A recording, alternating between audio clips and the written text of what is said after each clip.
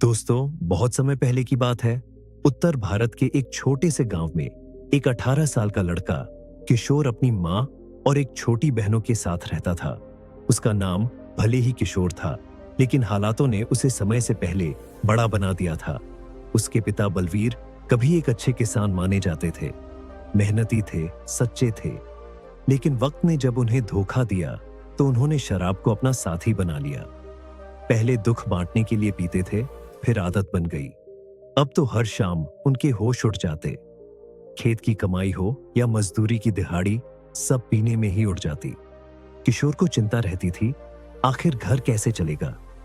सुबह सुबह सूरज निकलने से पहले, जब गांव अभी गहरी नींद में होता, किशोर अपना हल लेकर खेत की ओर निकल जाता। दोपहर में वहीं खेत में सूखी रोटी खाता, फिर थोड़ी देर सुस्ताकर किसी और के खेतों में मजदूरी करने लग जाता। गांव के बड़े बूढ़े उसकी मेहनत की तारीफ करते, लेकिन साथ में ये भी कहते, बाप तो शराबी है, बेटा कहां तक लड़ेगा तकदीर से। किशोर को फर्क नहीं पड़ता था। उसे पता था कि मेहनती ही उसका हथियार है। हर महीने जब स्कूल की फीस जमा करनी होती तो वह मजदूरी बढ़ा देता। अपनी बहन रेखा को पढ़ाना उसकी पहली प्राथमिकता थी।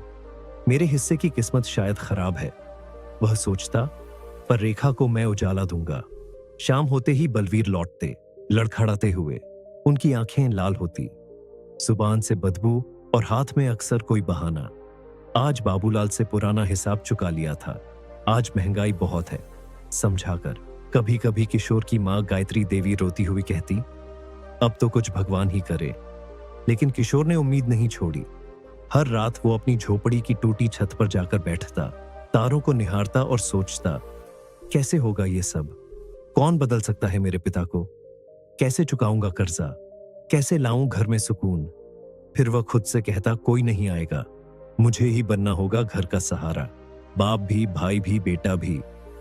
मैं हार नहीं मानूंगा। हर महीने किसी न किसी साहूकार की आवाज उनके दरवाजे पर सुनाई देती, गायत्री, बलवीर से कहो उधार चुका दे, अब की बार बैल बेच कर लूंगा, बेटा भी जवान हो गया है, मजदूरी करता है, फिर भी कर्ज नहीं चुकाते। किशोर का सीना शर्म से झुक जाता, लेकिन गुस्से की बजाय उसने फिर से वही किया जो वह सबसे अच्छे से करता था, मेहनत।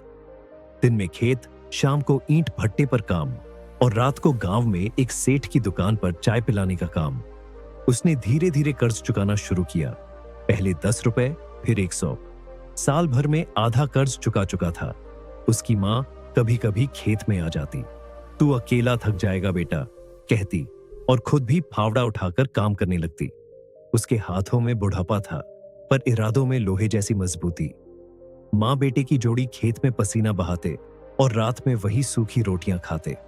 किशोर जब कभी थक कर बैठता, मां उसका सिर सहलाकर कहती, बेटा भगवान ने हाथ दिए हैं, भाग्य खुद ही लिख डालो। किशोर ने कई बार अपने पिता को समझाने की कोशिश की, बाबूजी छोड़ दीजिए ना पीना, मां दिन रात खेत में काम करती है, बहन को पढ़ाना है, आप ही हमारा सहारा है। लेकिन हर बार बलवीर टाल जाते, तू क्या मुझे सिखाएगा जिंदगी, बहुत देखा है दुनिया को। किशोर गुस्से में कुछ कहता भी नहीं, सिर्फ मन ही मन कसम खाता कि एक दिन ये शराब खुद उनके जीवन से जाएगी। एक दिन बलवीर खेत से लौटते वक्त अचानक गिर पड़े। लोगों ने उन्हें घर पहुंचाया, हालत गंभीर थी। किशोर उन्हें लेकर गांव के डॉक्टर के पास गया। डॉक्टर ने रिपोर्ट देखकर कहा, अगर इन्हें अब भी नहीं रोका गया तो अगली बार सीधा अस्पताल से उठाना पड़ेगा, लिवर खराब हो रहा है। उस दिन पहली बार बलवीर की आंखें डबडबा गई। उन्होंने कुछ नहीं कहा, लेकिन चुपचाप किशोर का हाथ पकड़ा और घर लौट आए। रात को जब सब सो रहे थे, बलवीर किशोर के पास आए। बेटा बहुत बुरा बाप हो रहा हूं मैं, तूने कभी शिकायत नहीं की, अब तेरा कहां मानूंगा, कसम है आज के बाद एक बूंद भी नहीं पीऊंगा। किशोर की आंखों में आंसू थे। उसने बस इतना कहा, बाबूजी अब मिलकर खेत जोतेंगे और हमारी जिंदगी भी। सुबह की ठंडी हवा में किशोर और उसके पिता बलबीर पहली बार साथ साथ खेत की मेड़ पर खड़े थे। हाथ में हल था, माथे पर पसीना नहीं बल्कि आत्मविश्वास की चमक थी। बलवीर अब नशे में नहीं थे, चेहरे पर पछतावे की छाया और साथ ही एक नई शुरुआत का संकल्प। बापू, अब नशा सिर्फ मेहनत का करेंगे, बलवीर ने कहा। अब समझ में आ गया बेटा, यही असली नशा है। उस दिन खेत में जो हल चला वो सिर्फ जमीन को नहीं, बलवीर के अंदर जमी बर्फ को भी तोड़ रहा था। हर फावड़े के साथ जैसे उनके बीते पाप बह रहे थे। किशोर अपने बगल में काम करते बाप को देख रहा था, जिनका शरीर कभी मजबूत था लेकिन अब कमजोरी से हिल रहा था। बलवीर थक जाते तो किशोर उन्हें पानी पिलाता और कहता, धीरे धीरे आदत हो जाएगी बापू, बस साथ मत छोड़ना। बलवीर सिर्फ सिर हिलाकर मुस्कुरा देते। अब वो चुप रहते थे, बहुत कुछ सोचते रहते थे। जो दिन पहले दारू के नशे में कटते थे, अब पसीने में भीगते थे। घर की हालत भी अब बदलने लगी थी। कभी जहां शाम होते ही लड़ाई, चीखें और मां की सिसकियां गूंजती थी, अब वहां आशा, शांति और उम्मीद की आवाजें थी। गायत्री देवी को तो जैसे कोई सपना दिख रहा था, जिसे छूने से डर लग रहा था। वो हर दिन बलवीर से पूछती, सच में अब नहीं पियोगे? बलवीर जवाब में बस किशोर की ओर देखते और कहते, अब जो बोया है खेत में उसे काटना है, और बेटे का भरोसा नहीं तोड़ा जा सकता। छोटी बहन रेखा भी पिता को अब नए रूप में देखकर खुश होती। उसे अब वो डर नहीं लगता था जो पहले शाम के समय लगता था। किशोर अब केवल अपने हिस्से की मजदूरी ही नहीं करता था, बल्कि पिता के साथ मिलकर दोगुनी मेहनत करता। दोनों मिलकर रोज खेत में ज्यादा काम करने लगे। उन्होंने सुनसान पड़े एक दूसरे खेत का पट्टा भी ले लिया, जिसमें सब कहते थे यहां कुछ नहीं उगता। लेकिन किशोर ने बापू से कहा था, जहां भरोसा होता है वहां मिट्टी भी फसल बन जाती है। धीरे धीरे मेहनत रंग लाने लगी। वो बंजर जमीन अब हरी होने लगी। गांव में बातें होने लगी, बलवीर बदल गया है। अरे बेटा, अच्छा हो तो बाप भी सुधर जाता है। साहूकार भी जब आया, अगली बार तो किशोर ने पूरे 3,000 रुपये चुकाए। वो चौंक गया। अब तेरे बाप को क्या हो गया है रे? किशोर ने कहा। अब वह समझ गए हैं कि नशा किसका करना है। एक दिन बलवीर खेत से लौटते समय चौपाल से गुजर रहे थे। वहां उनके पुराने शराबी दोस्त बैठे थे, बाबूलाल, छेदी और फत्ते। बाबूलाल बोला, अबे ओ बलवीर, कहां खो गया है यार? चल एक पैग हो जाए, पुरानी यादें ताजा हों।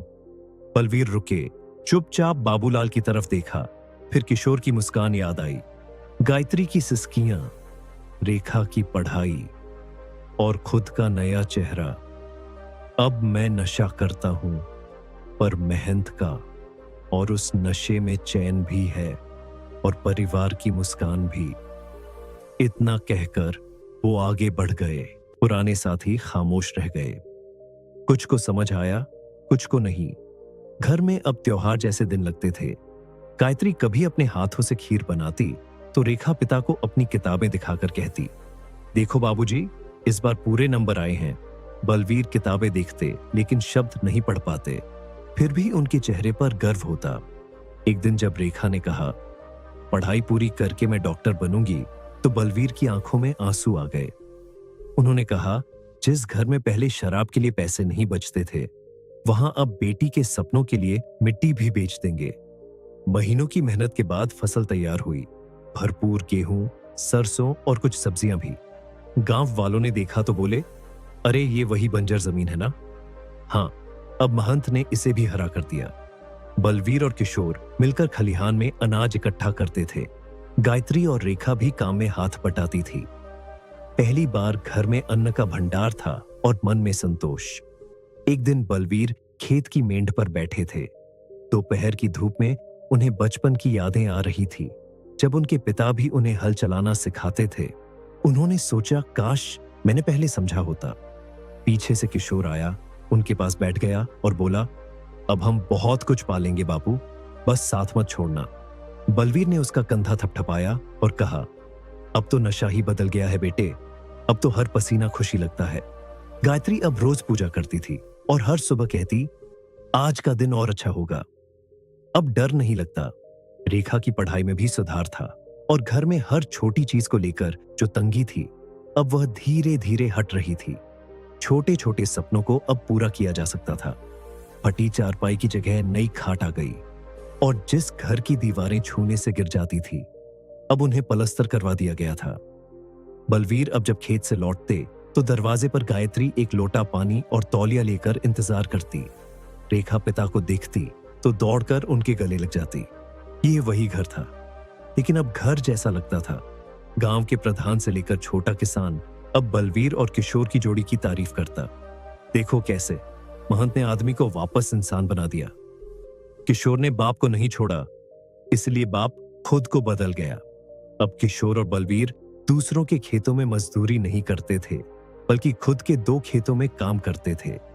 खेतों में गेहूं की सुनहरी बालियां लहरा रही थी, जैसे वह खुद भी कह रही हो, मेहनत का फल यही है।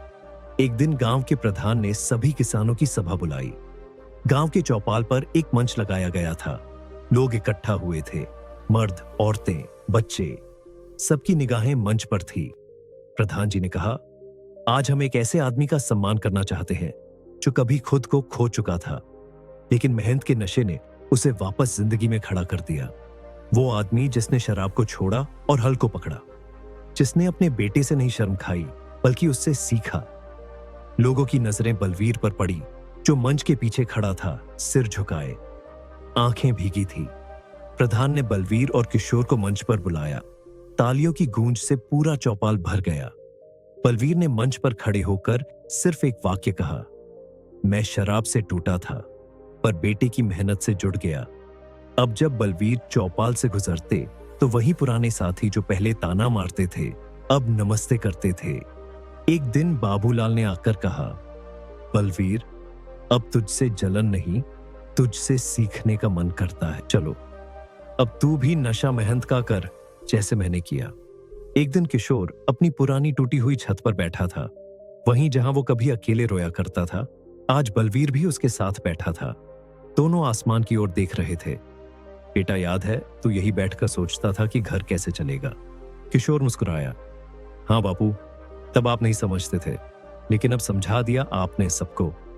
बलवीर ने उसके कंधे पर हाथ रखा। मुझे खुद को माफ करना सीखना पड़ा, लेकिन तूने कभी मुझे छोड़ा नहीं बेटा, वरना मैं शायद आज जिंदा भी ना होता। दिवाली का त्योहार आया। इस बार घर में दिए जले थे। सिर्फ दीवारों पर नहीं, चेहरों पर भी रोशनी थी। गायत्री ने पहली बार अपने पति के लिए नए कपड़े खरीदे। रेखा ने पिता को कार्ड बनाकर दिया, मेरे हीरो, मेरे पापा। बलवीर ने उसे सीने से लगा लिया और कहा, अब ये घर मेरा मंदिर है और मेरी पूजा महंत। कुछ महीने बाद बलवीर फिर से चौपाल पर बैठे थे, लेकिन इस बार एक शराबी नहीं, एक सम्मानित किसान के रूप में। उनके पास एक बूढ़ा आदमी आया। बोला, बलवीर, सच में तूने अपना घर नहीं, गांव की सोच बदल दी। बलवीर ने हंसते हुए जवाब दिया, बस इतना समझ लिया कि जो नशा तुम्हें मिट्टी से जोड़ दे, वही तुम्हारी किस्मत बना सकता है, और जो नशा तुम्हें घर से दूर कर दे, वो तुम्हें बर्बादी के रास्ते ले जाता है। अब मैं सिर्फ पसीने की खुशबू में जीता हूं। शराब की बदबू बहुत झेल ली। आज बलवीर का सिर ऊंचा है और किशोर की आंखों में संतोष है। गांव जानता है कि नशा अगर करना है तो मेहनत का करो, क्योंकि वही एकमात्र नशा है जो घर बनाता है